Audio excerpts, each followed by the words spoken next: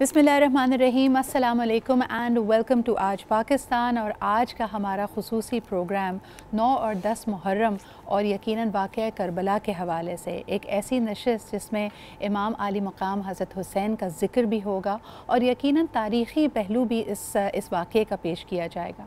यकीनन जब हर साल हमें ये सादत मिलती है कि हम हुसैनियत का ज़िक्र करें और हम समझें कि यज़ीदियत किस तरह दिलों पे सरायत करती है, हमें गुमराही की तरफ ले जा सकती है, सही और गलत की तफरीक को ख़त्म कर सकती है, ये वो मौका हमें अल्लाह ताला देता है कि हम फ़िक्र कर सकें, रिफ़्लेक्ट कर सकें। वैसे तो कहा जाता है कि आजकल का जो दौर हाज़िर है और उसमें जो रविश है ज़िंदगी की वो इतनी तेज़ है, इतनी तेज़ रफ़्तार ज़िंदगी है कि हमें मौका नहीं मिलता। ये हम हर मौके पे महसूस करते हैं जब हुर्मत वाले दिन आते हैं। ख़ुसूसन हम अगर बात करें रजब, शाबान और रमज़ान की, कई दफ़ा लोग ये कहते हुए नज़र आए कि ऐसा लग रहा है कि वक्त तेज़ी से फिसल रहा है, अभी रमज़ान शुरू हुआ था, अभी ये साल शुरू हुआ था। मुहर्रम का महीना यकीनन इस्लामी साल के आगाज़ का भी हमें एक इंदिया देता है और साथ साथ वाक़या करबला एक तरह से हमें रिफ़्लेक्ट करने का मौका देता है कि ये आने वाला साल हमने किन उसूलों, किस फ़िक्र और किस नज़रिए के तहत लेकर चलना है, क्योंकि वक्त एक ऐसा सरमाया है जो तेज़ी से घुल रहा है। इसमें हमारी निस्बत और ख़ास तौर पे अल्लाह ताला हम सब को ये तौफ़ीक अता करे कि हम अल्लाह के बताए हुए रास्ते, उसके प्यारे महबूब सल्लल्लाहु अलैहि वसल्लम के बताए हुए रास्ते और आले नबी की क़ुरबानियों को हम अपने दिल से लगाकर और अपनी ज़िंदगियों में उसको एक तरह से एक आला मकाम दे सकें। प्रोग्राम का आगाज़ करते हैं, मेहमानों से आपको इंट्रोड्यूस करूँगी। हमारे साथ आज भी मौजूद हैं इस महफ़िल में उलमा कराम और सब्जेक्ट एक्सपर्ट्स, हिस्टोरियन जो हमें गाइड करेंगे, और साथ साथ हमारे साथ मशहूर सना खां भी मौजूद होंगे। अली चिश्ती भाई हमारे साथ मौजूद हैं और हमेशा का जो आप सबका बड़ा ही पसंदीदा कलाम है, मैं तो पंचतन का ग़ुलाम हूँ, उससे बाकायदा इस प्रोग्राम का आगाज़ करना चाहेंगे, इस नशिस्त का आगाज़ करना चाहेंगे। अली भाई बिस्मिल्लाह कीजिए।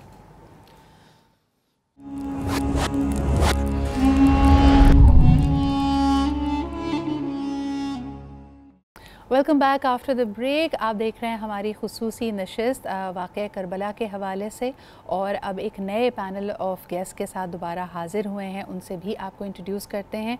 ब्रेक से पहले ज़िक्र हो रहा था हुसैनियत और यज़ीदियत का, और यकीनन यज़ीदियत अपनी बर्बरियत के उरूज पे थी, लेकिन फिर भी अल्लाह ताला जिस तरह कुर्बानी की इस अजीम दास्तान को हमने रकम होता हुआ देखा और आज भी तारीख़ इसको याद करती है, हमें ये पैगाम देती है कि किस तरह हुसैनियत का एक आला मकाम है और हर मुश्किल घड़ी में भी हमने किस तरह डट कर उसका मुकाबला करना है।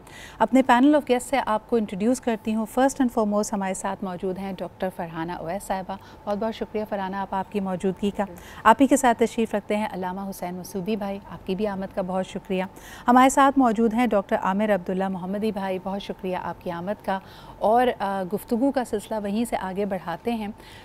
एक बड़ी खूबसूरत बात जमील भाई ने की, फ़रहाना आपा जब आपके पास आना चाहती हूँ, कि ज़िक्र हुसैन के साथ साथ फ़िक्र हुसैन, यानी जब हम हुसैनियत को समझते हैं, रिफ़्लेक्ट करते हैं, इन नशिस्तों में बैठकर इन वाक़यों को दोहराते हैं, अहम ये भी है कि हम अपनी ज़िंदगियों में इसके पैगाम को ज़म करें। तो वहाँ आप क्या कॉन्ट्रडिक्शंस देखती हैं, कहाँ पे हम चूक रहे हैं? बिस्मिल्लाहिर्रहमानिर्रहीम। अपनी गुफ्तगू का आगाज़ मैं एक शेर से करूँगी कि उसने कहा कि दीन की तारीख़ पूरी लिख, उसने कहा कि दीन की तारीख़ पूरी लिख, मैंने फ़कत हुसैन लिखा और कुछ नहीं। तो आज जो हम दीन को जिस शक्ल में देख रहे हैं, जिस तरह से हम उसको फॉलो कर रहे हैं, ये इमाम हुसैन अलैहिस्सलाम का ही सदका है कि उन्होंने इसकी खातिर जो कुर्बानी दी उनके पूरे ख़ानदान ने, ताकि ये उस असल शक्ल में रहे जो उनके नाना जान हज़रत मोहम्मद मुस्तफ़ा सल्लल्लाहु अलैहि वसल्लम लेकर आए थे।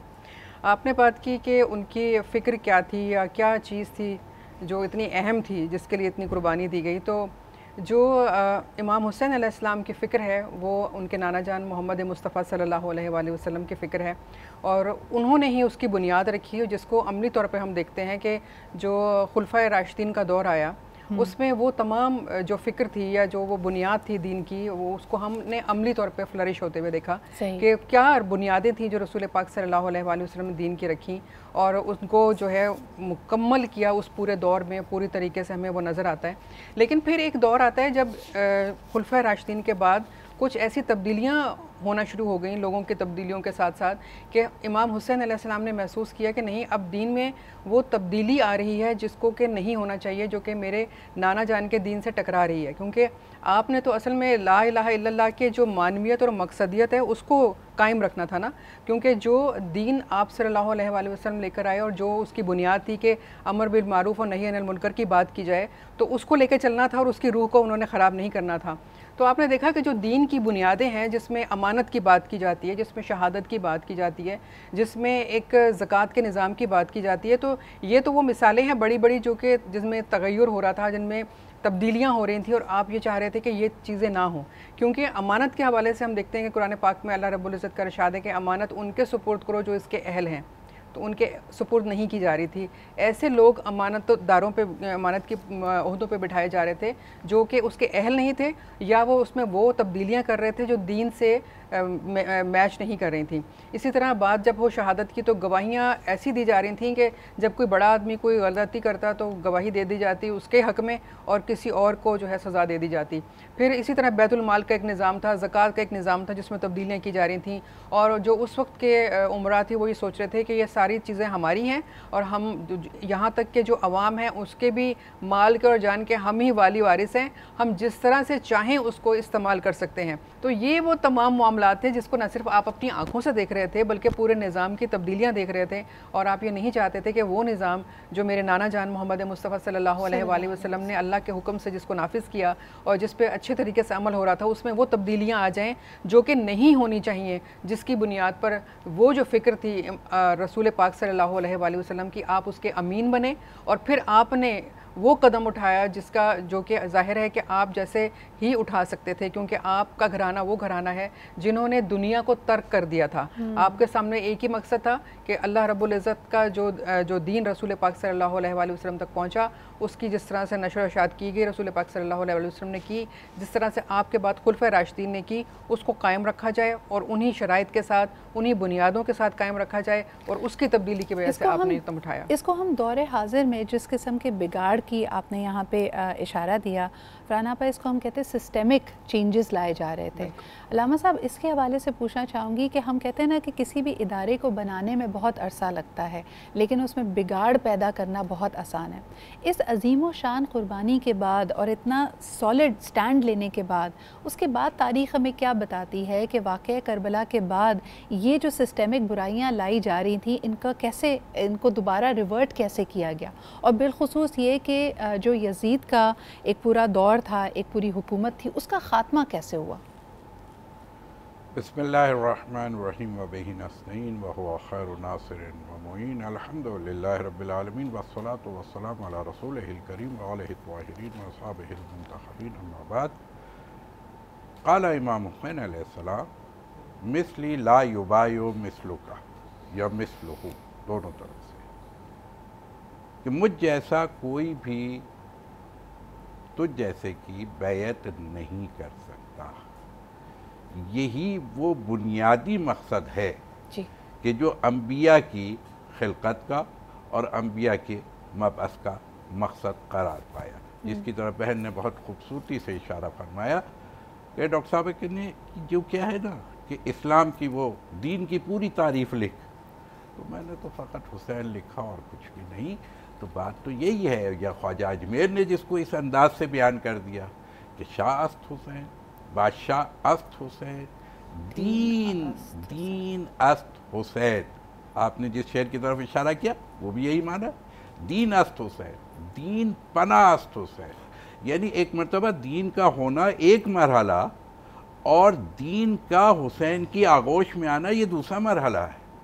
دین پناہ ہے، یعنی دین کو جب ضرورت ہوگی، تو جس کے لیے امام حسین نے بھی پھر وہ جملہ کہا نا کہ یا سیوف خذینی، کہ ان کان دین محمد لم یستقم الا بقتلی فسیوف خذینی، اگر میرے نانا کا دین محفوظ نہیں رہ سکتا تو پھر تلواروں انتظار کس بات کا، اور حسین پہ ٹوٹ پڑو۔ یہ خون ناحق جو ہے، یہ خون نبی جو ہے، اسی سے اسلام کی آبیاری ہوگی۔ سبحان اللہ۔ تو اسلام کی جو تدفین کا انتظام کیا جا رہا تھا، اس لیے کہ آپ کے بھائی امام حسن مجتبیٰ جنہوں نے امیر شام کے ساتھ ایک صلح نامہ کیا فرزند رسول نے، اور اس کے اندر یہ طے ہو گیا تھا کہ اب آپ تو خلافت لے سکتے ہیں، مگر کیا ہے، آپ کے بعد آپ کسی کو نامزد نہیں فرمائیں گے، ولو ان کے اپنے بیٹے ہی کو۔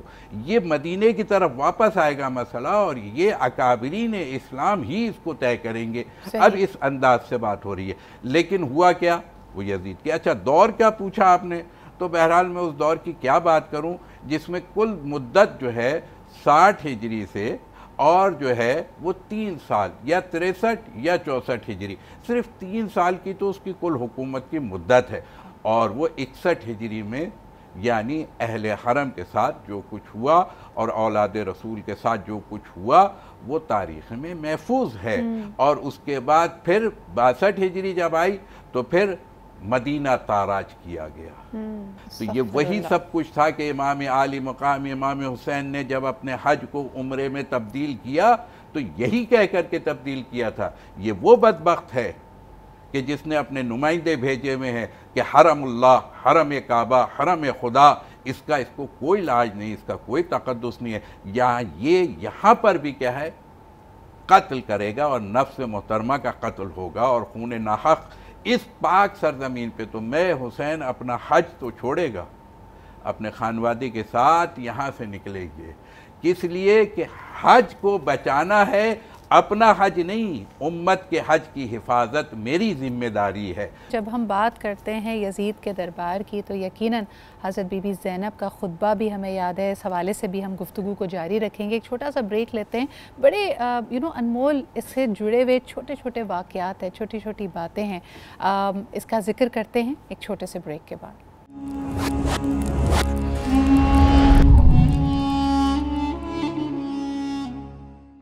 Welcome back after the break. ہم یہاں پہ ذکر کر رہے ہیں واقعہ کربلا کا، گفتگو ہماری جاری و ساری ہے، اور یقیناً اس سے پہلے کے واقعات کیا گھٹے اور اس کے بعد کی کیا تاریخ ہے اس کے اوپر ذکر ہوا، لیکن بالخصوص اگر ہم یعنی ایک جو اسپیکٹ ہے جس پہ انسانیت شرمسار ہے کہ کس طرح امام حسین اور ان کے ساتھیوں کے اوپر پانی کو بند کر دیا گیا، جبکہ اس پورے قافلے میں خواتین اور بچے بھی شامل تھے۔ آپ اس پورے واقعے کو کیسے دیکھتے ہیں؟ بسم اللہ الرحمن الرحیم۔ دیکھیے، سیدنا حضرت امام حسین رضی اللہ تعالیٰ عنہ اس خانوادے سے تعلق رکھتے ہیں، بلکہ گود رسالت میں آپ کی پرورش ہوئی ہے، تو آپ نبی کریم صلی اللہ علیہ وسلم آپ کو اپنا بیٹا اور اپنی بیٹی کا بیٹا فرمایا کرتے تھے، اور یہ جو پورا یعنی شہادت کا سفر ہے یہ شہادت سے ہی شروع ہوا ہے۔ وہ جو کلمہ شہادت ہے، اشہد ان لا الہ الا اللہ، اور نبی کریم صلی اللہ علیہ وسلم نے لا الہ الا اللہ کی خاطر شروع دن سے جو تکالیف اٹھائیں، حضرت امام حسین رضی اللہ تعالیٰ عنہ نے اسی کا سلسلہ آگے بڑھایا ہے، اسے رکنے نہیں دیا، اور اس کے بعد ان کے خانوادے نے جو بچے انہوں نے بھی اسی کا سلسلہ آگے بڑھایا۔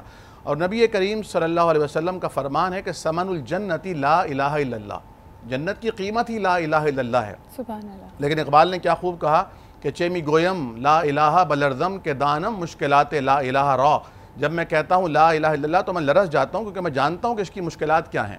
قرآن کہتا ہے کہ جب تم اس راستے پر آؤ گے تو تمہیں آزمایا جائے گا، تو یہ آزمائش کی مختلف گھاٹیوں سے گزرتے ہوئے کندن بنتے ہوئے جا رہے تھے، اور یہ اصل میں امت کو ایک سبق دیتے ہوئے جا رہے تھے کہ جب کبھی بھی لا الہ الا اللہ کی راہ میں کوئی رکاوٹ آئے، لا الہ الا اللہ کیا ہے کہ مختار کل اللہ ہے، فیصلہ سازی کا حق اللہ کا ہے، شریعت سازی کا حق اللہ کا ہے، قانون اللہ بناتا ہے، الا لہ الخلق والامر، اگر مخلوق اللہ کی ہے تو حکم بھی اللہ کا چلے گا، کوئی اپنی بادشاہت کے زور پر، کوئی اپنے خاندان کے زور پر حکم تبدیل نہیں کر سکتا۔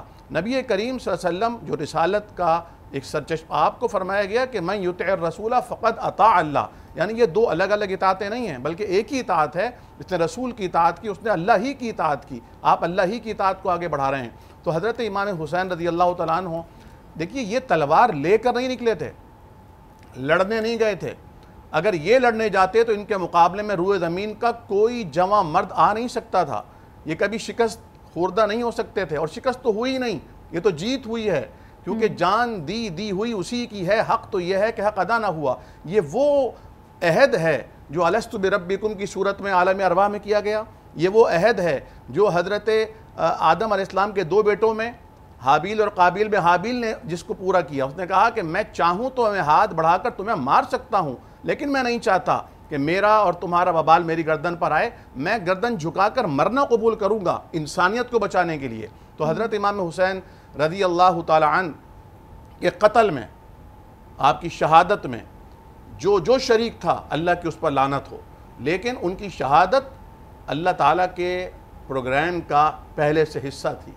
یہ کوئی حادثہ نہیں تھا، یہ تقدیر کا طے شدہ پلان تھا۔ رہتی دنیا تک دنیا والوں کو بتانا تھا کہ حسین اقتدار کے لیے نہیں نکلے، حسین کسی منصب کے لیے نہیں نکلے، یہ خروج نہیں تھا، قیام تھا۔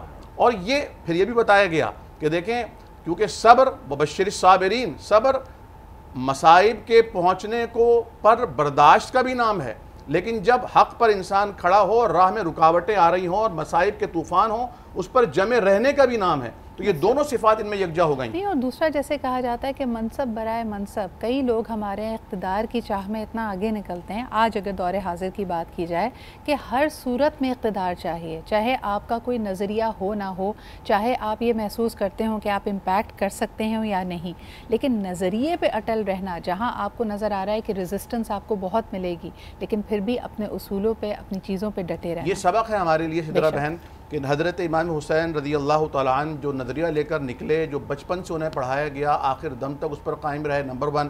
نمبر 2، آپ کا جس وقت شہادت کا جام آپ پیتے ہیں تو نماز کی تلقین فرماتے ہوئے، نماز پڑھتے ہوئے، اور یہی آپ کے نانا آخری وقت میں کیا فرما رہے ہیں؟ الصلاۃ الصلاۃ وما ملکت ایمانکم۔ دیکھو، نماز کا خیال رکھنا، حقوق اللہ ادا ہوگا، اور جو تمہارے ماتحت ہیں ان کے حقوق کا خیال رکھنا، حقوق العباد عطا ہوں گے۔ اور خصوصاً جیسے آپ نے ذکر کیا تو وصیت مصطفیٰ میں خواتین کا ذکر بھی پایا جاتا ہے کہ خواتین کا خاص خیال رکھنا۔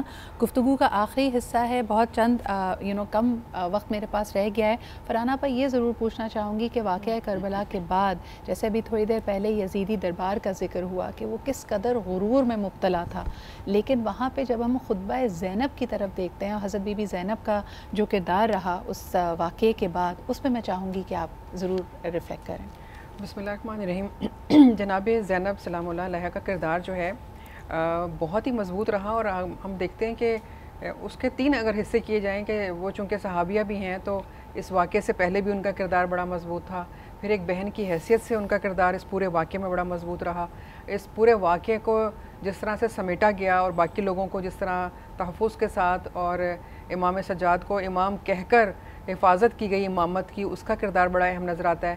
پھر آپ نے جو میں تو کہوں گی یہ جو یزید کا دربار تو نہیں کہنا چاہیے، وہ ظلمت قدہ تھا، ظلمت قدے میں جا کر جو انہوں نے للکار کر اس کو مخاطب کر کے کہا، وہ بڑا اہم ہے۔ اور پھر ان تمام بیویوں کو لے کر واپس آنا اور پھر ان تمام واقعات کو لوگوں تک پہنچانا، یعنی ان کا تو پوری زندگی کردار ہی رہا ہے کہ یہ وہ ہیں جو ماشاءاللہ سے جن کا نام رسول پاک صلی اللہ علیہ وآلہ وسلم نے رکھا، جو امام حسین علیہ السلام سے 1 سال چھوٹی تھیں لیکن اپنے بھائیوں کی انتہائی چہیتی تھیں، جن کی تربیت جو ہے وہ کاشانہ نبوت میں بھی ہوئی اور کاشانہ ولایت میں بھی ہوئی۔ تو آپ سوچئے کہ وہ کتنی بڑی عالمہ تھیں، فاضلہ تھیں، وہ عقیلہ تھیں، ان سے مشورے لیے جاتے تھے، ان کو ثانیہ زہرا کہا جاتا ہے، انہیں شریکت الحسین کہا جاتا ہے۔ کیوں کہا جاتا ہے؟ وہ سارے کردار ادا کرتی ہوئی آ رہی تھیں، اور پھر فصاحت و بلاغت تو انہوں نے اپنے والد حضرت علی کرم اللہ وجہ الکریم سے حاصل کی تھی، قرآن کا علم انہوں نے اپنی والدہ حضرت فاطمہ رضی اللہ تعالیٰ عنہ سے حاصل کیا تھا، جو صبح شام قرآن ہی پڑھتی رہتی تھیں۔ تو انہوں نے اس وقت وہ جو تمام معاملات دیکھ رہی تھیں، جو کچھ ہو رہا تھا، اس کے بعد انہوں نے ہمت نہیں ہاری، بلکہ وہ یہی کہتی رہیں کہ ہم چونکہ اپنے نانا جان کا دین بچانے کی خاطر نکلے ہیں، اور ذہنی طور پہ سب تیار تھے کیونکہ وہ اپنے بچوں کی اون اور محمد کی جس طرح تربیت کر رہی تھیں، تو انہوں نے شروع سے یہی کہا تھا کہ تم نے جو ہے وہ کس طرح سے آگے بڑھنا ہے اور مقابلہ کرنا ہے، بہادری و شجاعت کا مظاہرہ کرنا ہے۔ تو گویا وہ اپنے بچوں کی تربیت بھی شروع سے اسی طرح کر رہی تھیں، جو دیگر خواتین تھیں ان کو بھی وہ ہمت بندھا رہی تھیں، حوصلہ دے رہی تھیں۔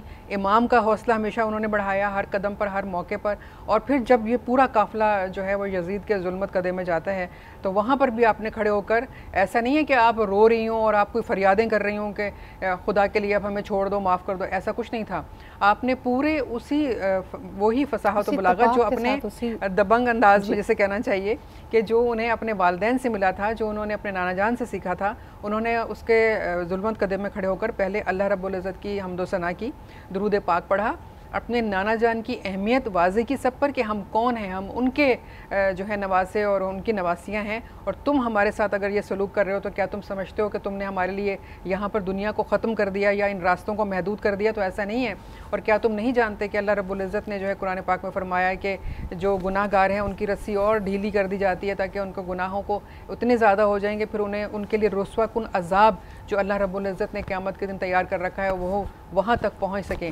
تو آپ نے بہت واضح الفاظ میں جو ہے نا اپنے نانا جان کا پیغام بھی دیا کہ اللہ تعالیٰ فرماتے ہیں کہ بعض دفعہ گناہ گار بندے کے دل پہ میں مہر لگا دیتا ہوں اور اس کو اور موقع دیتا ہوں. علامہ صاحب آپ کی طرف آنا چاہوں گی. مجھے بتائیں کہ صبر و استقامت کا یہ اس طرح کا پیکر ہونا کہ یہ مصائب صرف اور صرف واقعہ کربلا کے ساتھ تمام نہیں ہوتے، اس کے بعد کی جو منزلیں ہیں وہ اس سے بھی زیادہ کٹھن ہیں. لیکن کہا جاتا ہے کہ آل رسول کو اور واقعہ کربلا کے بعد بچ جانے والوں کو جب زندان میں بھی ڈالا جاتا تھا اور ان پہ مصائب کے پہاڑ توڑے جاتے ہیں تب بھی وہ شکر اور صبر کے کلمات ادا کرتے کہ بھئی اللہ تعالیٰ نے ہمیں پھر موقع دیا ہے کہ یہاں تنہائی صحیح، قید تنہائی ہے، لیکن ہم زیادہ وثوق سے اللہ تعالیٰ کی عبادت کر پائیں گے. تو یہ ہم اپنی زندگیوں میں کیسے لا سکتے ہیں؟ ما خلقت الجن والانس الا لیعبدون. خدا بند عالم نے جب ایک بات طے کر دی قرآن میں کہ ہم نے جن اور انس کو پیدا ہی نہیں کیا مگر یہ کہ عبادت کے لیے، تو جو لوگ اس کائنات کا محور ہیں، جو خدا کی شناخت کے لیے بنائے گئے ہیں، جو پیدا کیے گئے ہیں، جو معرفت خدا کو انسانوں کے ذہنوں اور قلبوں تک اتارنے والے ہیں. یقیناً میں اس کے ساتھ ایک جملہ کہتا ہوں کہ دیکھیے ہم اور آپ وہ ہیں جو دین لینے والے ہیں، کچھ لوگ ہیں جو دین دینے والے ہیں. ہم قرآن پڑھنے والے ہیں، کچھ لوگ ہیں جو قرآن پڑھانے والے ہیں. یہی ساری چیزیں کربلا میں آپ کو نظر آئیں گی کہ امام عالی مقام کا اگر سر تن سے جدا کر دیا گیا، حسین اور قرآن کا رشتہ نہیں توڑا جا سکتا. یہ اتنا مضبوط ہے کہ تم ان کی جسم سے روح بھی نکال دو گے تو یہ قرآن سے روح جدا نہیں ہوگی. اس زبان پر پھر کیا ہے، ذکر الہی ہی جاری ہوگا. خود رسول خدا نے فرمایا کہ ان الحسین مصباح الہدی و سفینۃ النجات. میرا حسین تو مینار ہدایت ہے، قرآن ہدایت ہے، کعبہ ہدایت ہے. اور حسین ابن علی کے لیے کہہ رہے ہیں یہ مینار ہدایت ہے، یہ نجات کی کشتی ہے. آخرت میں حسین کی کشتی میں جو سوار ہوگا وہ نجات پائے گا.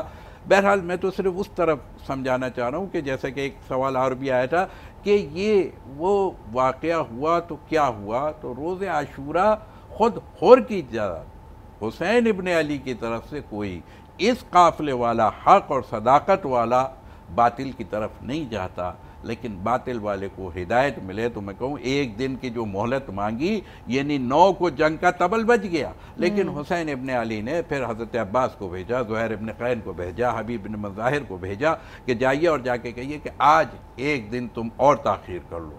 وہ اپنے لیے نہیں، لوگ کہتے ہیں کہ یقیناً ان کو تو عبادت کرنا ہے، وہ تو عبادت ہی کے لیے خلق کیے گئے، اس میں کوئی شک کی گنجائش نہیں، لیکن اس کے باوجود شاید لوگوں کی ہدایت کے لیے ایک دن کی مہلت مانگی. تو صبح اور وہ آ گیا کہ جب اس نے اپنے بچے کو رات کو بے چینی کے عالم میں خیمے میں ہے، اور اس وقت غلام نے جا کے بتایا بیٹے کو کہ تمہارا باپ جو ہے آج کیا ہے، کیونکہ لانے والا اور ہی تھا حسین ابن علی کو اس منزل تک پہنچانے والا، کیونکہ پانی بند کرنے والا یہ ہور ہی تھا.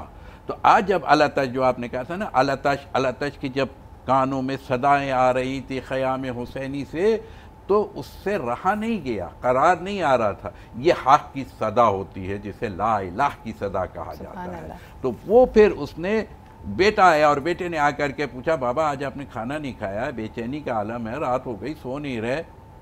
تو کچھ بولا نہیں، کھڑا ہوا بستر سے، بیمار ہوں میں، ہاتھ پکڑا اس کا، خیمے سے باہر آیا، کچھ قدم بڑھا اور جا کے خیام حسینی کے قریب ہونے لگا، یعنی جس کو کہتے ہیں، اور پھر کہا ذرا کان لگاؤ. اور ننھے ننھے بچوں کی التش کی صدائیں تمہارے کان میں نہیں آ رہی؟ تم کہتے ہو مجھ سے کہ میں نے کھایا کیوں نہیں، میں نے پیا کیوں نہیں، تو اسی لیے تو کہتے ہیں ایسے ہی نکلتے ہیں جہنم والے جنت کی طرف۔ یہ ناری سے نوری ہو گیا کہ اس کو کہا انتا حرن، امام کے پاس جب ہاتھ باندھ کے آیا تو ہاتھ کھول کے کہا انتا حرن فی الدنیا والآخرہ، اے حر تو دنیا میں بھی آزاد اور آخرت میں بھی آزاد۔ تو یہ لوگ نجات دہندہ کہلاتے ہیں۔ تو جو نجات دہندہ ہوتے ہیں وہ صابر نہیں شاکر ہوتے ہیں۔ اور ساتھ ساتھ جیسے علامہ صاحب آپ ہی کی بات کو آگے بڑھائیں، اور یہ میرے خیال میں بہترین نوٹ ہے اس گفتگو کے اختتام کا بھی، کہ یہ موقع اور یہ انتخاب ہر ایک کے سامنے آتا ہے۔ ہمارے لیے ہر لمحہ یہی چوائس ہوتی ہے کہ ہم نے اپنے لیے کس منزل کا تعین کرنا ہے۔ کیا ہمیں دنیاوی چیزیں پسند ہیں؟ لوگ کہتے ہیں نا بڑا مشکل ہے، اور اس کو ہم نے بڑے خوبصورت نام دے دیے ہیں۔ کبھی ہم اس کو ریکنسیلیشن کا نام دیتے ہیں، کبھی ہم اس کو مفاہمت کا نام دیتے ہیں، کبھی ہم اس کو کہتے ہیں کہ یہ ہماری اسٹریٹجی ہے، ابھی ہم ایک پڑاؤ پہ جائیں گے۔ لیکن جب ڈٹ جانے کا نام آتا ہے، اور خاص طور پہ اپنے نظریات پہ، اسلامی تعلیمات پہ، تو یہی ہے حسینیت۔ ہمارے مہمانوں کا شکریہ ادا کرنا چاہیں گے۔ عامر بھائی ہمارے ساتھ موجود تھے، مسعودی بھائی ہمارے ساتھ تھے، ڈاکٹر فرحانہ اویس ہمارے ساتھ موجود تھیں، اور اب ایک دفعہ پھر علی بھائی کی طرف چلتے ہیں اور ان سے خوبصورت سے کلام کی درخواست کرتے ہیں۔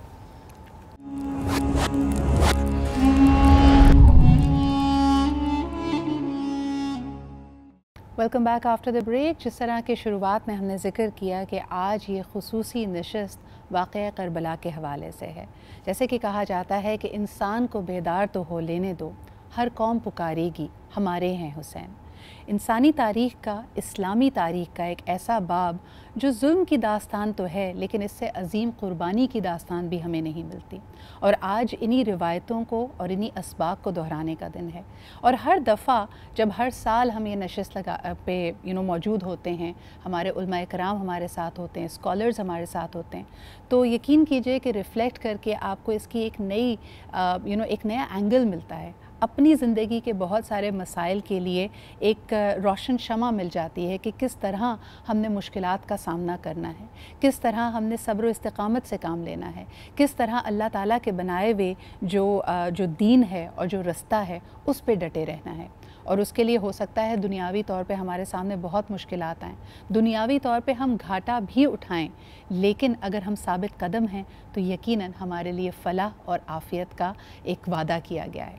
آئیے گفتگو کو آگے بڑھاتے ہیں۔ آج جو ہمارے مہمان ایک دفعہ پھر واقعہ کربلا کے مختلف اینگلز پہ ہمارے سامنے ریفلیکٹ کریں گے، اس میں ہمارے لیے کیا اسباق جڑے ہیں اور کن کن چیزوں کو ہمیں یاد رکھنا چاہیے اپنی زندگی کے حوالے سے، اس کا ذکر ہوگا۔ سب سے پہلے ہمارے ساتھ موجود ہیں ڈاکٹر ثروت عسکری صاحبہ۔ بہت بہت شکریہ ثروت آپا آپ کی موجودگی کا۔ آپ ہی کے ساتھ تشریف رکھتے ہیں علامہ زہیر عابدی بھائی، بہت شکریہ آپ کی آمد کا بھی۔ ہمارے ساتھ موجود ہیں ڈاکٹر جمیل راٹھور، آپ کی بھی آمد کا بہت شکریہ۔ ثروت آپا، میں گفتگو کا آغاز اس کے تاریخی پس منظر سے کرنا چاہوں گی۔ عموماً جب ہم اس محفل میں ہوتے ہیں، ہم ذکر حسین کرتے ہیں، ذکر آل مصطفیٰ کرتے ہیں، تو ہم مصائب کی بات کرتے ہیں، ہم مشکلات اور قربانی کا ذکر کرتے ہیں یقیناً، لیکن اس کا جو تاریخی پس منظر ہے کہ کس طرح اس واقعے کے طرف لے جانے کے لیے مختلف واقعات رونما ہوئے، کس طرح یہ کڑیاں ملی، اگر آپ اس کا احاطہ کریں ہمارے لیے۔ بسم اللہ الرحمن الرحیم۔ شاہ است حسین بادشاہ است حسین، دین است حسین دین پناہ است حسین، سرداد نداد دست در دست یزید، حقہ کے بنا لا الہ است حسین۔ امام علی مقام امام حسین علیہ السلام فرزند رسول تھے، اور اللہ کے رسول صلی اللہ علیہ وآلہ وسلم نے امام علی مقام کے لیے فرمایا کہ حسین و منی و انا من الحسین، حسین مجھ سے ہے اور میں حسین سے ہوں۔ یقیناً ہر بچہ اپنے نانا دادا بزرگوں سے، آبا و اجداد سے ہوتا ہے، لیکن انا من الحسین یہ بات سمجھ میں آنے والی نہیں تھی، لیکن جب روز عاشورہ دیکھا، سن 61 ہجری دیکھا، مقتل کربلا دیکھا، امام علی مقام کی عظیم قربانی دیکھی، تب بات سمجھ میں آئی کہ کیسے اللہ کے رسول صلی اللہ علیہ وآلہ وسلم حسین سے قرار پائے، اس لیے کہ سرکار دو عالم صلی اللہ علیہ وآلہ وسلم کے نام کو اور کام کو زندہ کرنے والی ذات گرامی امام علی مقام امام حسین علیہ السلام کی تھی۔ سن 11 ہجری میں رسول خدا صلی اللہ علیہ وآلہ وسلم نے دنیا سے پردہ فرمایا، اور سن 61 ہجری کا یہ واقعہ ہے، یعنی کل 50 برس درمیان میں گزرے۔ اب امام علی مقام امام حسین علیہ السلام نے، کیونکہ بہت اچھی طرح سے سب جانتے تھے کہ اس دین اسلام کے واسطے نانا نے بڑے مصائب برداشت کیے، 23 برس کی مکمل محنت میں الیوم اکملت لکم دینکم کی آیت کا نزول ہوا، اور آقائے دو جہاں صلی اللہ علیہ وآلہ وسلم نے 23 برس کی مختصر سی مدت میں احکام بھی پہنچائے، مسائل بھی پہنچائے، وسائل بھی پہنچائے، شریعت بھی پہنچائی، دین بھی پہنچایا، ہدایت بھی پہنچائی، اور اتنی جلدی اللہ کے رسول صلی اللہ علیہ وآلہ وسلم کی تعلیمات کو مسخ کیا جانے لگا۔ یہ ایک بہت ایسا اسلام کی تاریخ کا سیاہ باب ہے کہ جس کی نظیر تاریخ عالم پیش کرنے سے قاصر ہے۔ امام علی مقام امام حسین علیہ السلام اپنے گھر سے نکلے 28 رجب کو، اور آپ نے قیام کیا یزید کے خلاف، اور جب آپ نے یزید کے خلاف قیام کیا تو تاریخ یہ کہتی ہے کہ امام حسین علیہ السلام نے جب 28 رجب کو مدینے سے چلے ہیں تو ایک ایک کو کہتے رہے کہ دیکھو میں لشکر کے لیے نہیں جا رہا ہوں، میں سلطنت کے لیے نہیں جا رہا ہوں، میں مال غنیمت کے طور پر اگر کوئی آنا چاہتا ہے تو وہ ہرگز نہ آئے، یہ تو موت کا سفر ہے، میں نانا کے دین کو زندہ کرنے کے لیے جا رہا ہوں، امر بالمعروف اور نہی عن المنکر کے لیے اللہ کے رسول صلی اللہ علیہ وآلہ وسلم کے نواسے رخصت ہوئے۔ تو 8 ذی الحجہ کو حج کے احرام کو عمرے سے تبدیل کیا امام علی مقام نے، اور اس کے بعد عازم عراق ہوئے۔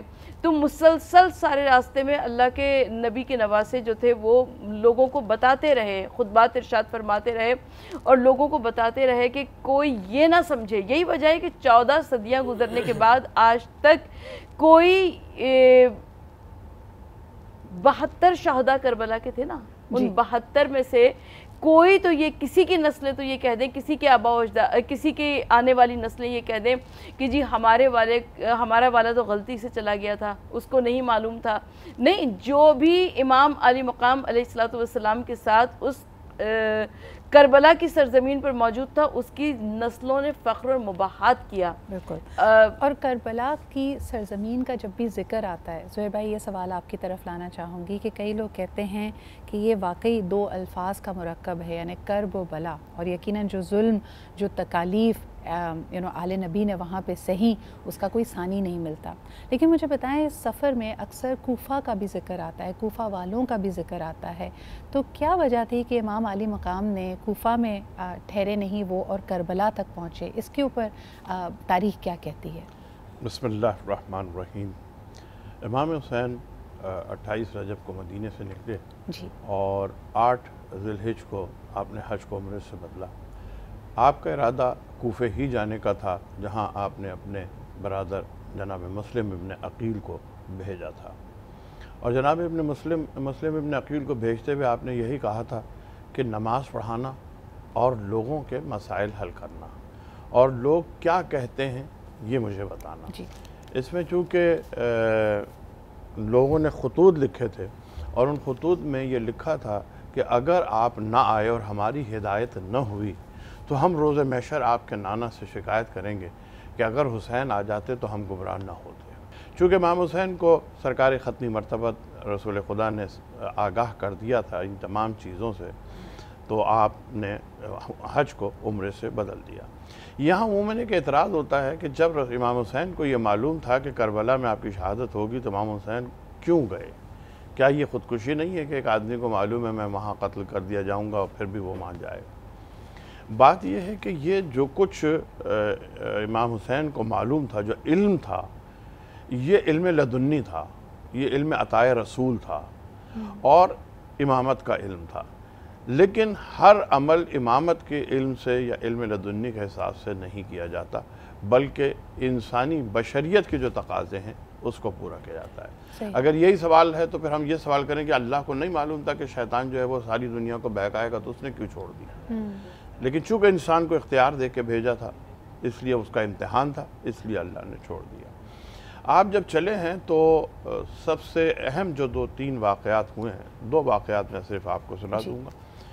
راستے میں آپ کو جناب مسلم کی شہادت کی خبر ملی، تو ہوا یہ کہ قافلہ رکا ہوا تھا، 2 افراد کوفے کی جانب سے آ رہے تھے، تو امام نے کہا کہ انہیں بلاؤ اور ان سے پوچھو کہ کوفے کے کیا حالات ہیں۔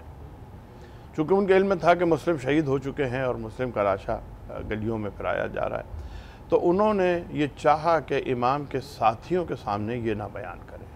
تو امام سے کہا کہ اگر آپ کنارے آ جائیں، سائیڈ میں آ جائیں تو ہم آپ کو ایک خبر دینا چاہتے ہیں۔ تو امام چونکہ اپنے ساتھیوں پہ بھروسہ کرتے تھے اور اسی امتحان کے ساتھ لے کر جا رہے تھے کہ جو اس امتحان میں کامیاب ہوگا وہی میرے ساتھ جائے گا، تو امام نے فرمایا کہ نہیں، جو بات ہے ان سب کے سامنے کہو، میں ان سے چھپا کے کچھ نہیں رکھنا چاہتا، تاکہ یہ اپنے ارادہ و اختیار کے ساتھ اس کو اختیار کرے جس کو میں اختیار کرنے جا رہا ہوں۔ چنانچہ انہوں نے مسلم ابن عقیل کی شہادت کی خبر دی، امام نے انا للہ و انا الیہ راجعون پڑھا، باقی تفصیلی واقعات۔ دوسرا واقعہ یہ ہے کہ جب امام پہنچے ایک مقام پر تو حر کا لشکر 2000 سپاہیوں کے ساتھ امام عالی مقام کو گھیرنے کے لیے، روکنے کے لیے آیا۔ یہ وہ مقام ہے کوفے سے پہلے، آپ نے جا تو کوفے کی طرف رہے لیکن یہ کوفے سے پہلے کا مقام ہے، اور حر یزید کا یہ پیغام لے کر آئے تھے کہ جہاں امام حسین ہیں وہیں امام حسین کو یا تو روک دو یا شام لے کر آ جاؤ۔ تو وہاں پر امام حسین کے ساتھ حر نے نماز پڑھی ہے اور امام حسین کے پیچھے نماز پڑھی ہے، اور جب چلنے لگے تو اس نے کہا کہ جی مجھے یہ حکم ہے کہ میں آپ کو کوفے نہ جانے دوں۔ تو امام حسین نے کہا کہ اچھا پھر ایسا کرتے ہیں کہ کوفے اور شام کے درمیان یہ راستہ ہے، ہم اس راستے پہ چلتے ہیں، جب تک مجھے وہاں سے کوئی سیکنڈ آرڈر نہ آ جائے میں آپ کو نہیں چھوڑوں گا، آپ کے ہمراہ رہوں گا اور کوفے بھی نہیں جانے دوں گا۔ تو اس راستے پر جب کچھ امام آگے بڑھے ہیں تو 2 محرم کو اس سرزمین جسے کرب و بلا کہتے ہیں، کرب و بلا، یہ وہ سرزمین ہے جس پہ انبیاء کرام بھی جب گزرے ہیں تو انبیاء کرام نے بھی امتحانات دیے ہیں، مصائب اٹھائے ہیں، آلام سہے ہیں، تکالیف سہی ہیں، اس لیے اس سرزمین کا نام جو ایکچول نام کرب و بلا نہیں ہے بلکہ ایک دوسرا نام جو پڑ گیا وہ کرب و بلا ہے، ورنہ اسے ماریہ بھی کہتے ہیں، اس کا تاریخی نام، اس کا تاریخی نام نینوا بھی ہے، اسے شت فرات بھی کہتے ہیں کرب و بلا کو، یہ اس کے مختلف نام ہیں۔ اچھا، آپ نے یہاں پہ ابھی حر کا ذکر کیا اور آپ نے جس طرح بتایا کہ وہ اگلے آرڈرز کا انتظار کر رہے تھے اور ساتھ ہو لیے، جمیل بھائی یہ سوال آپ کے پاس لانا چاہوں گی کہ تاریخی تناظر میں کہا جاتا ہے کہ حر بہت مضطرب تھا، یعنی اس کے پاس بہت زیادہ فوج اور لوگ موجود تھے۔ جب رستہ روکا کربلا پہنچے تو ایک ڈائلاگ کا اکثر حوالہ دیا جاتا ہے کہ اس کے بیٹے نے سوال کیا کہ آپ کے سامنے صرف جو لشکر ہے حضرت امام حسین کا وہ تو صرف 72 لوگوں کا ہے، تو کیا وجہ ہے کہ آپ اس قدر اضطراب میں ہیں؟ اور اس نے جو جواب دیا اس کو تاریخی جواب کہا جاتا ہے، تو کیا اس وقت بھی یہ کہہ سکتے ہیں کہ حر کا دل بدل رہا تھا؟ کیا سوچ ہوگی، یعنی آپ کیسے دیکھتے ہیں اس واقعے کو؟ بسم اللہ الرحمن الرحیم۔ ہر ابتدا سے پہلے، ہر انتہا کے بعد ذات نبی بلند ہے ذات خدا کے بعد، اور دنیا میں احترام کے لائق ہیں جتنے لوگ، میں سب کو مانتا ہوں مگر مصطفیٰ کے بعد، اور قتل حسین اصل میں مرگ یزید ہے، اسلام زندہ ہوتا ہے ہر کربلا کے بعد۔ آپ کے سوال کے جواب کے تناظر میں یہاں سے شروع کروں گا۔ دیکھیے، انسان کا کوئی نہ کوئی نظریہ ہوتا ہے، لیکن ہم دیکھتے ہیں بعض انسان غداری کر جاتے ہیں، کوئی اپنے ملک سے غداری کرتا ہے، کوئی ملت سے غداری کرتا ہے، کوئی کسی ادارے میں اوتھ لیتا ہے، اس ادارے کے قوانین سے غداری کرتا ہے، کوئی اپنے دوستوں سے غداری اور دغا کرتا ہے، کوئی اپنے گھر والوں سے بے وفائی کرتا ہے، لیکن وہ نظریہ جس کی خاطر انسان جیے اور مرے، تو بدترین انسان وہ ہوتے ہیں جو اپنے نظریات سے غداری کرتا ہے، اور جو نظریے سے غداری کر جائے تو در حقیقت وہ حیوانات سے بھی گر کر شیطان کے صفوں میں شامل ہو جاتا ہے۔ تو یزیدی لشکر کا معاملہ یہ تھا، توعن، کرہن، جبرن، طمعن یا طبعن۔ ایک تو ہے نا کہ توعن کرہن آ گئے زبردستی، ایک کہتے ہیں جن کی طبیعت کے اندر غداری کرنا ہوتا ہے، وہ لوگ بھی تھے، اور ایک وہ تھے جو طمع و لالچ کی وجہ سے غداری کر رہے تھے۔ لہٰذا یزیدی لشکر پوری طریقے سے اپنے نظریات سے غداری کر کے شرف انسانی کو داغدار کرتے ہوئے شیطان کی صفوں میں شامل ہو چکا تھا۔ دوسری طرف یزید تھا، میں یزید کے لیے برمالے یہ کہوں گا، یزید نے اپنے نظریات سے غداری نہیں کی، بلکہ یزید عین اپنے نظریات کے مطابق چل رہا تھا۔ اس کا نظریہ کیا تھا کہ میں اولاد خندف نہیں ہوں اگر میں اولاد احمد سے بدلہ لانا لوں. یہ اس کا نظریہ تھا. یزید کا نظریہ تھا اسلام کا نام لینا ہے, مسجد نہیں گرانی, لیکن در حقیقت اسلام کو گرانا ہے. شریعت کا نام لینا ہے لیکن شریعت کی چادر کو تار تار کر کے حرمت اور حلت کے درمیان ایسا اشتباہ پیدا کرنا ہے کہ حرام و حلال کی تمیز نہ رہے, اور آہستہ آہستہ یہ دین روئے زمین سے ختم اور معدوم ہوتا چلا جائے. امام عالی مقام کربلا میں آپ نے سوال کیا تھا کہ وہ کیوں گئے, علامہ صاحب بھی فرما رہے تھے. تو بات یہ کہ دیکھیں فوجی جب جاتا ہے نا کسی وار میں, اسے پتا ہے میں شہید ہو سکتا ہوں, لیکن اس کی ڈیوٹی ہے کہ میں نے ملک و ملت کو بچانا ہے. امام عالی مقام کو بچپن سے بتا دیا گیا تھا کہ تمہیں ان کرب و بلا کے تپتے ہوئے ریگزاروں میں اپنا اور اپنے خانوادے کا خون بہانا ہے. لیکن امام کو عالی مقام کو یہ پتا تھا اگر میں نہ گیا تو دین گر جائے گا. تو امام عالی مقام نے کہا میں گرتا ہوں تو گر جائے, لیکن دین باقی رہ جائے, دین کا جھنڈا اور دین کا پرچم اور شریعت کی پاسداری باقی رہ جائے. تو امام عالی مقام وہاں پر گئے, اور جب وہاں پر پہنچے ہیں جس طرح کہا گیا, حر بن یزید ریاحی نے وہاں پر رضی اللہ تعالی عنہ وارضہ وہاں پر فوج کے ساتھ موجود تھے. ایک روایت یہ بھی آتی, اس نے کہا چلیے. آپ جب چلنا شروع ہوئے, جو صبح پہنچے تو دیکھا وہی کرب و بلا ہے.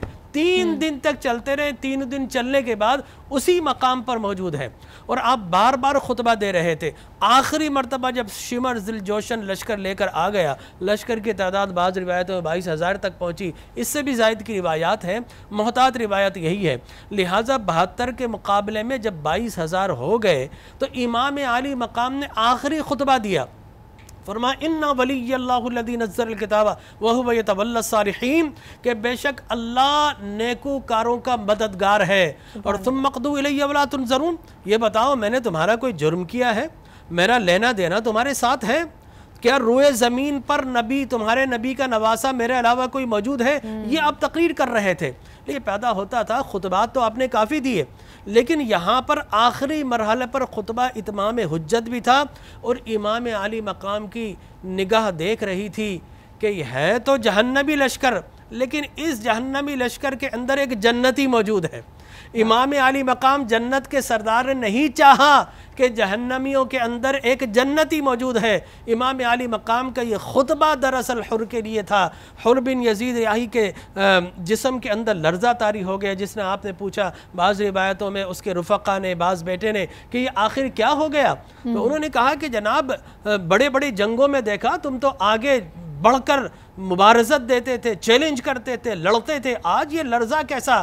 کہا کہ خدا کی قسم میرے ایک طرف جنت ہے ایک طرف دوزخ ہے, میں فیصلہ نہیں کر پا رہا کہ میں جہنم میں رہوں یا جنت والوں کے ساتھ چلا جاؤں. اور پھر یزید بن ریاحی نے نعرہ لگاتے ہوئے کہا اگر جانا ہی ہے تو پھر جنت میں کیوں نہ آ جائے. تو یہ نعرہ حر کا تھا جس وقت فوج شام سے نکلا کہ دیکھو یوں نکلتے ہیں جہنم سے خدا والے. تو حضرت یزید نے, اور اس سے پہلے ایک بات اور عرض کر دوں, امام علی مقام کی جب لگام پکڑی نا گھوڑے میں, تو امام نے کہا کہ تجھے تیری ماں روئے, تو اس وقت کیا کہا تھا حر بن ریاحی؟ یہی وہ کلمات تھے جو اس کے جنت میں جانے کا سبب بنے. انہوں نے کہا کہ اگر میری ماں اور تیری ماں برابر ہوتی تو میں بھی بدلے میں تیری ماں کا نام لیتا, تیری ماں بڑی معزز ہے, اے حسین تیرا نام تیرا نسب بڑا معزز ہے. تو یہی وہ کلمات تھے جو جنت میں جانے کا سبب بنے. سبحان اللہ, سبحان اللہ. اور واقعی دل بدلنے کے لیے آپ کے لیے چند لمحات ہی کافی ہوتے ہیں, اور واقعی اپنے نظریات سے اگر آپ نے غداری کی تو دنیا اور آخرت دونوں ہی ایسا لگے گا کہ آپ کے ہاتھوں سے نکل گئی. ایک چھوٹا سا بریک لیتے ہیں, واپس آئیں گے, مزید گفتگو کو آگے بڑھائیں گے. واقعہ کربلا اور حسینیت یقیناً ہمارے لیے مشعل راہ ہیں, لیکن مزید اس کو جانیں گے ایک بریک کے بعد.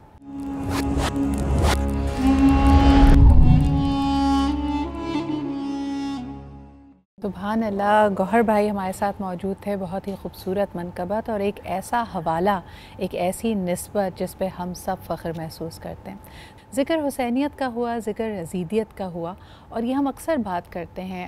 سربت آپا, یہ سوال آپ کی طرف لانا چاہوں گی کہ اگر ہم ڈیفائن کریں, ظلم اور بربریت سے منسوب کیا جاتا ہے یزیدیت کو, اور جیسے کہ ابھی یہاں پہ بات ہو رہی تھی اور جمیل بھائی نے کہا کہ وہ اپنے نظریات پہ اٹل تھا, اس کا ایک بڑا مغموم عزم تھا, لیکن وہ اس پہ اٹل تھا. آپ یزیدیت کو اگر آج کے تناظر میں لوگوں کے لیے ڈیفائن کریں تو کیا ہے یزیدیت؟ آپ کا سوال بڑا دلچسپ اور معنی خیز ہے، اس لیے کہ آج ہم سے ہمارے بچے بھی یہی سوال کرتے ہیں کہ امام علی مقام نے جو عظیم قربانی دی کہ امام حسین علیہ السلام نے اپنا سر بھی کٹا دیا، گھر بھی لٹا دیا، تو اس کا فائدہ کیا ہوا؟ اس لیے کہ آج بھی تمام تر برائیاں موجود ہیں، جھوٹ بولا جا رہا ہے، غیبت ہے، سب کچھ ہے۔ تو سب سے پہلی بات تو یہ کہ یزید اپنے آپ کو خلیفۃ المسلمین بھی کہتا تھا، اور ساتھ میں وہ یہ سارے کام بھی جاری رکھے ہوا تھا۔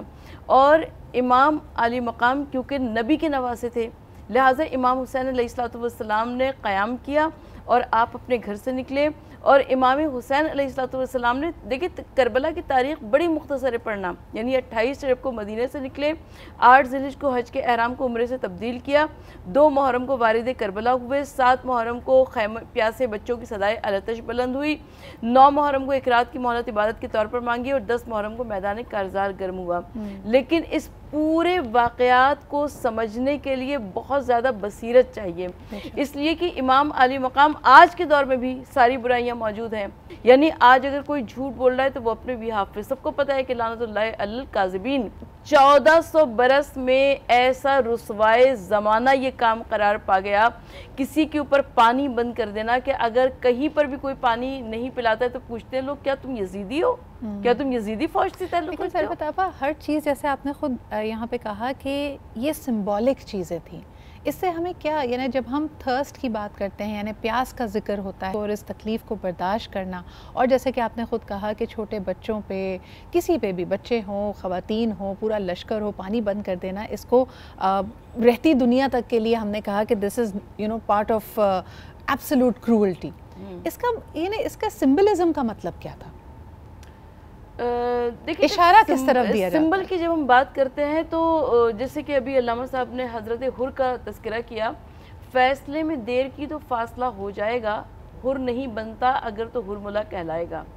یعنی میرے اور آپ کے سامنے روز کربلا ہے، میرے اور آپ کے سامنے روز فیصلے کی گھڑی آتی ہے، ہمارے اور آپ کے سامنے روز حسینیت اور یزیدیت اپنی پوری قوتوں کے ساتھ موجود ہے۔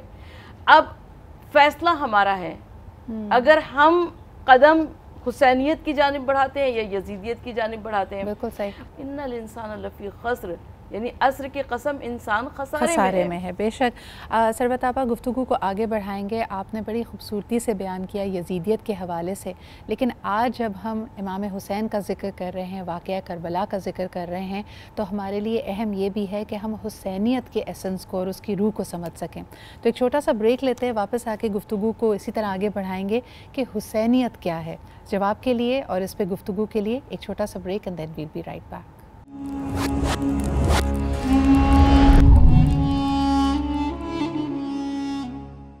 جی جناب، ویلکم بیک۔ آپ دیکھ رہے ہیں ہمارا خصوصی پروگرام آج پاکستان میں، اور بریک پہ جانے سے پہلے ہم یزیدیت کے حوالے سے بات کر رہے تھے، تو اب ذرا ذکر حسین اور حسینیت کی بھی بات کر لیتے ہیں۔ زہیر بھائی کیا کہیں گے، آج 2023 میں نوجوان، یا تو ہم مائنورٹی کی بات کریں، یعنی جو لوگ کم ہوتے ہیں، تعداد میں کم ہوتے ہیں لیکن نظریہ ان کا بہت سٹرونگ ہے، بہت سارے لوگ حسینیت کو ایسے ڈیفائن کر رہے ہوتے ہیں اور کہتے ہیں کہ حق پر ہیں تبھی کم ہیں، کیا یہی واحد ایک اینگل ہے سمجھنے کا، یا آپ کیسے ڈیفائن کریں گے حسینیت کو؟ میں ایک، اگر آپ اجازت دیں تو آپ نے پانی کے سمبولزم کا پوچھا تھا، میں تھوڑی سی اس کی وضاحت کر دوں۔ کربلا میں 2 کردار ہیں، ایک یزید کا، ایک حسین کا۔ ایک کردار پست ترین کردار ہے اور ایک کردار بلند ترین کردار ہے۔ یہ کردار کسی مسلک کا نہیں، کسی فرقے کا نہیں، یہ انسانیت کے کردار ہے۔ یعنی حسین انسانیت کو بلند ترین مقام پر دکھانا چاہتے ہیں اور یزید انسانیت کو پست ترین مقام پر دکھا رہا ہے۔ انسانیت کی اور جہاں بہت ساری چیزیں ہیں، وہاں ایک ممتاز سی جو انسان کو اشرف المخلوقات بناتی ہے، وہ پانی کا پلانا ہے۔ بے شک پانی انسان کو پلاتا ہے، جانور کو نہیں پلاتا۔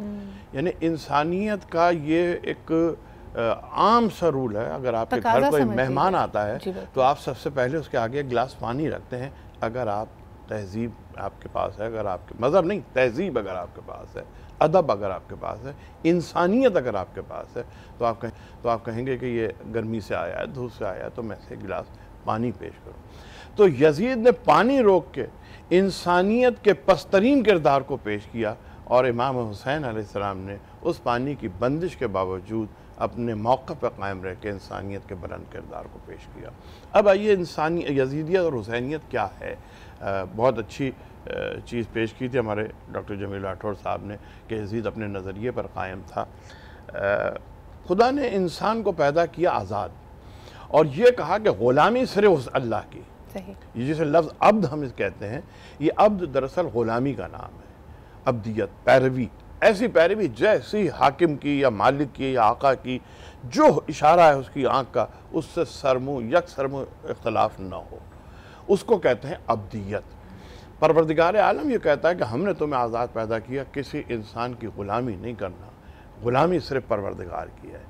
یزید یہ کہتا ہے، اور یزید جیسے جتنے ماضی میں بھی گزرے اور آج بھی جتنے آ رہے ہیں، جب وہ اقتدار پر آ جاتے ہیں تو اقتدار پر آ کر وہ فرعون بن جاتے ہیں، یزید بن جاتے ہیں کہ ہماری غلامی، ہم جو کہہ دیں، ہم سے اختلاف کی تمہاری جرت کیسے ہوئی، ہم اگر حلال کو حرام کرتے ہیں تو حلال کر دو، ہم حرام کو حلال کرتے ہیں تو حلال کر دو۔ امام عالی مقام نے یہ بتایا کہ دیکھو زندگی اور موت تو آنی ہے، مرنا تو ہے، ایک نہ ہے، لیکن اگر اللہ کی غلامی چھوڑ کر کسی انسان کی غلامی کرو گے تو دنیا میں تمہاری زندگی بھی ذلیل ہوگی اور تمہاری آخرت بھی ذلیل ہوگی۔ لہٰذا جان دے دو مگر کسی انسان کی غلامی کو برداشت نہ کرو۔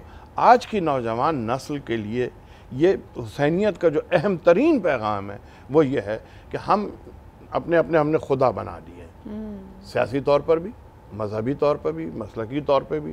ہم کہا بھائی یہ جو انہوں نے کہہ دیا بس یہی ہے، ہم اس کو مانیں گے، چاہے حلال ہو چاہے حرام ہو، جائز ہو ناجائز ہو، ہمیں اس کی پرواہ نہیں۔ یہ حسینیت بتا رہی ہے کہ یہ مت سوچنا کہ اس نے کہہ دیا تو کیا، یہ سوچنا خدا نے کیا کہا ہے، خدا نے اپنے رسول کے ذریعے سے بھجوایا کیا ہے، صحیح، اس پر عمل کرو، چاہے جان چلی جائے، چاہے مال چلی جائے، چاہے ملک چلا جائے، چاہے وطن چھوڑنا پڑ جائے، اگر اس پہ کرو گے تو پھر تم دنیا میں بھی عزت پاؤ گے اور تم آخرت میں بھی عزت پاؤ گے۔ سبحان اللہ کہ خدا کے احکامات کیا ہیں اور محمد مصطفیٰ صلی اللہ علیہ وآلہ وسلم کی شریعت کیا کہتی ہے۔ جمیل بھائی، اکثر جب ہم 9 اور 10 محرم کا ذکر کرتے ہیں تو یقیناً اس کی بہت سٹرونگ نسبت واقعہ کربلا سے ہے، لیکن کئی دفعہ یہ بات بھی کی گئی کہ حضور اکرم صلی اللہ علیہ وآلہ وسلم کے زمانے میں بھی محرم کے ان ایام کو بہت ہی معتبر سمجھا جاتا تھا، اور 9 اور 10 محرم کو روزہ رکھنے کی بھی ایک روایت پائی جاتی ہے۔ اس کے بارے میں کچھ بیان کیجیے گا۔ دیکھیں بالکل یہ روایت موجود ہے، یہود مدینہ 10 محرم کا روزہ رکھا کرتے تھے، غلاف کعبہ بھی تبدیل ہوا کرتا تھا۔ پوچھا گیا 10 محرم کا روزہ کیوں رکھتے ہو؟ کہا کہ یہی وہ دن تھی جس میں اللہ نے فرعون کو غرق کیا، اور اس 10 محرم کو بھی دراصل یزید غرق ہوا تھا، یہ بتا دو، فاتح کربلا امام حسینی تھے۔ لیکن 10 محرم کو وہ روزہ اس لیے رکھتے تھے کہ 10 محرم کو فرعون غرق ہوا، موسیٰ علیہ السلام کو اللہ نے فتح و نصرت عطا فرمائی، تو اس شکر کے طور پر 10 محرم کو روزہ رکھتے تھے۔ سرکار نے فرمایا نحن احق بموسیٰ منکم، موسیٰ علیہ السلام ہمارے نزدیک ہے، ہم ان کے نزدیک ہے، لہٰذا ہمیں زیادہ زیب دیتا ہے کہ ہم اس دن روزہ رکھیں۔ اور پھر آپ نے 10 کے بعد 9 محرم کا روزہ بھی کہا شامل کر لو تاکہ یہود سے مشابہت سے بچ بھی جاؤ اور تشکر و امتنان الہی کی ایک شکل بھی بن جائے۔ آپ نے سوال کیا تھا حسینیت اور یزیدیت کا، میں آپ سے عرض کروں کہ دیکھیں ہم ذکر حسین تو کرتے ہیں لیکن شومی قسمت سے ہم فکر حسین نہیں کرتے۔ ذکر حسین ضرور کرنا چاہیے، یہاں ہمیں امام عالی مقام کی عظیم قربانی کو ضرور بیان کرنا چاہیے، لیکن مقاصد قربانی کو بھی بیان کرنا چاہیے۔ ہم کربلا کو اپنی داستانوں میں تو زندہ رکھے ہوئے ہیں، لیکن سوال یہ پیدا ہوتا ہے کہ امام عالی مقام نے فقط داستانوں کے لیے اتنی عظیم قربانی دی تھی؟ نہیں صاحب، یہ قربانی اس لیے دی گئی تھی کہ فقط داستانوں میں زندہ نہ رکھنا، مجھے اپنے کردار میں زندہ رکھنا۔ لہٰذا اگر آج کوئی کہتا ہے میں حسینی ہوں لیکن کام سارے یزیدی کرتا ہے تو میں کہتا ہوں کوئی کہاں کا حسینی کوئی کہاں کا یزیدی۔ دیکھیے میں آپ سے بتاؤں، آپ کا سوال یہ تھا کہ اس میں ڈیفرنس کیا ہے، تو جہاں پر وحشت، دہشت، بربریت، فسطائیت نظر آئے گی، جہاں آمریت، جہاں پر جہالت نظر آئے گی، جہاں پر سامراجیت نظر آئے گی، تو سمجھ جائیے وہاں پر یزید کھڑا ہوا نظر آئے گا۔ جہاں فرد کی خاطر ملت کو قربان کر دینے کی بات آئے گی تو وہاں پر آپ کو یزیدیت نظر آئے گی، اور جہاں پر اپنی خاطر اپنے قوم کی خاطر اپنے آپ کو قربان کر دینے کا جذبہ نظر آئے گا، وہاں پر حسینیت نظر آئے گی۔ جہاں شرف انسانیت، احترام انسانیت، جہاں پر بقائے آدمیت، جہاں پر قرآن و سنت کی بہاریں نظر آئیں گی، وہاں پر حسینیت نظر آئے گی۔ جی جمیل بھائی، آپ نے جیسے ابھی بڑی خوبصورت بات کی کہ واقعہ کربلا فاتح یقیناً امام حسین تھے اور وہ غرق ہونے کی ابتدا تھی یزید کی۔ یہ بتائیے گا کہ واقعہ کربلا کے بعد یزیدی دور کا اختتام کیسے ہوا، اس کے بعد کی تاریخ کیا ہے؟ میں ایک لمحے کے لیے صرف اس کو کنکلوڈ کر دوں۔ دیکھیے، اگر کوئی بچوں پہ ظلم کرتا، یزید نے کیا کیا تھا؟ امام مسلم بن عقیل کے بچوں کو شہید کیا تھا۔ یزید نے کیا کیا تھا؟ ابن زیاد کو بھیج کر لوگوں کے گھروں میں نقب لگائی تھی، گرفتار کرو، یہاں پر لے کر آؤ، ان کے گھر والوں کو تنگ کرو۔ تو میں یہ سمجھتا ہوں ہر دور میں اگر کوئی گھروں پر نقب لگائے گا، بچوں کو ڈرائے گا، لوگوں کو قتل کرے گا، چادر اور چار دیواری کی حرمت کو پامال کرے گا، اس کا مطلب ہے وہ نام کا حسینی کردار کا اس کا یزیدی ہے۔ لیکن اگر کوئی بچوں کو پانی پلائے گا، شفقت کرے گا اور آمریت کو چھوڑ کر اقدار اسلام پر آئے گا، تو یقینی طور پر وہ نام کا بھی حسینی ہوگا، کردار کا بھی حسینی ہوگا۔ آپ نے پوچھا کہ اس کے بعد کیا ہوا؟ یزید محض 3 سال زندہ رہا ہے، آپ یقین کیجئے، اور اس 3 سال میں اس پر لعنت ملامت ہوتی رہی، وہ چھپ کر اپنے گھر میں رہا، پھر بیماری ہو کر اس کو ٹیوبرکلوسس ہوئی اور ایڑیاں رگڑ رگڑ کر وہیں واصل جہنم ہوا۔ اور فقط یزید نہیں ہوا، ابن سعد کا بھی عالم دیکھیے، شمر ذوالجوشن کا عالم بھی دیکھیے، جتنے بڑے بڑے قاتلین امام حسین اور اہل بیت اطہار تھے وہ دنیا میں بھی خائب و خاسر ہوئے۔ 14 صدیوں کے بعد بھی آپ دیکھیے کہ وہ تخت پر بیٹھا ہوا یزید، جب اس کا ذکر کیا جاتا ہے وہ قصر خضرب میں رہنے والا، تو اس کو خائب و خاسر کر کے اس کا ذلت کا توق ڈال کر اس کا ذکر کیا جاتا ہے۔ وہ تخت پر حالانکہ بیٹھا ہے، لیکن جو خنجر کے نیچے لیٹا ہوا تھا آج بھی اس کا ذکر کیا جاتا ہے تو فاتح کربلا کے نام سے کیا جاتا ہے، عزت کے نام۔ بہت بہت شکریہ ڈاکٹر ثروت عسکری صاحبہ ہمارے ساتھ موجود تھیں، علامہ زہیر عابدی صاحب ہمارے ساتھ موجود تھے، ڈاکٹر جمیل راٹھور ہمارے ساتھ تھے۔ خوبصورت گفتگو ہو رہی ہے جس میں ایٹ لیسٹ مجھے ریفلیکٹ کرنے کا، سیکھنے کا بہت موقع مل رہا ہے۔ یقیناً میری امید ہے کہ آپ لوگ بھی اس سے بہت سارے اسباق کا مرتب کر رہے ہوں گے۔ ہماری آج کی یہ نشست برخاست ہوتی ہے۔